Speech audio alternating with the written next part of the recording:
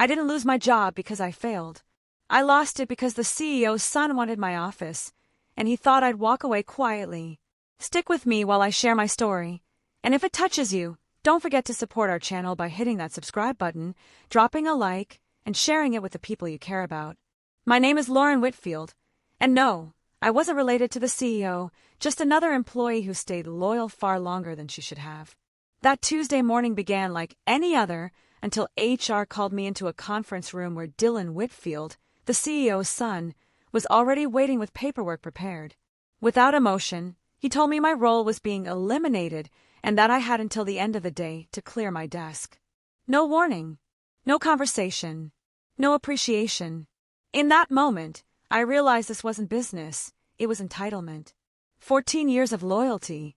I joined Harbor & Lane Consulting when it was still growing, when the founder Charles Whitfield knew every employee by name and believed loyalty went both ways. I worked late nights, handled impossible clients, and saved accounts that should have been written off. I missed holidays, birthdays, and moments I'll never get back. I didn't chase titles, I chased trust. Over time, clients stopped asking for the company and started asking for me directly.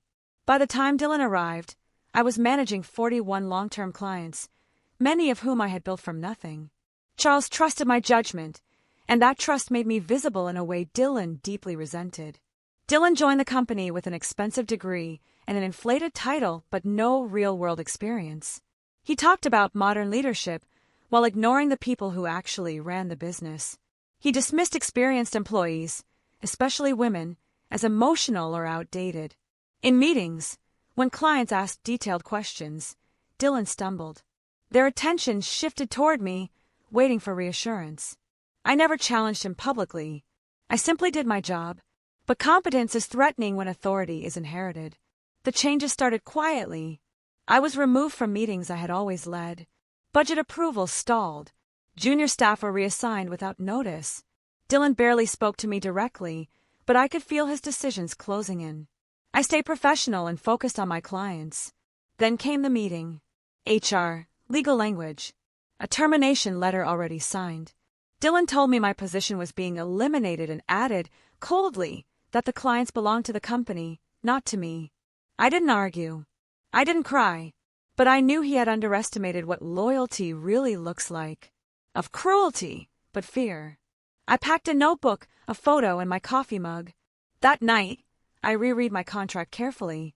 There was no non-compete clause, no restriction on future work, no ownership over client relationships, just silence where control should have been. For the first time since being fired, I felt steady. A few days later, my phone rang. It was Elaine Porter, one of my longest-standing clients. She was confused by sudden account changes and asked directly where I had gone.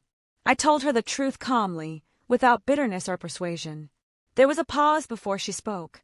She said she didn't feel safe continuing without me. I didn't suggest anything. I didn't ask her to follow. She made her own decision, and that was the beginning.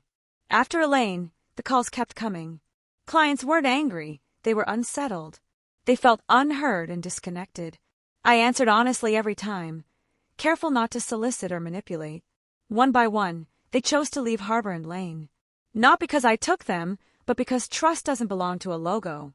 Within months, all 41 clients transitioned away legally and willingly. Inside the company, panic spread quickly. Revenue dropped. The board demanded explanations. Dylan blamed resistance and legacy employees, but internal reviews revealed the truth. Those accounts stayed because of relationships, not branding. Charles finally understood the damage his son had caused, but by then, the consequences were already in motion. I didn't celebrate their losses. I focused on building something better. I launched a small consulting firm built on transparency and trust. 2 former colleagues joined me. Every client who came did so freely, without pressure or contracts forcing loyalty. There were no lawsuits, no confrontations, just the natural result of arrogance meeting reality. Dylan was quietly removed from leadership months later and reassigned to a role with a title but no authority. Eventually, Charles asked to meet me. He apologized and offered me a chance to return.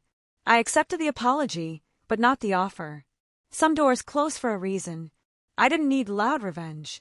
I found something better, peace, independence, and the satisfaction of knowing that integrity outlasts entitlement.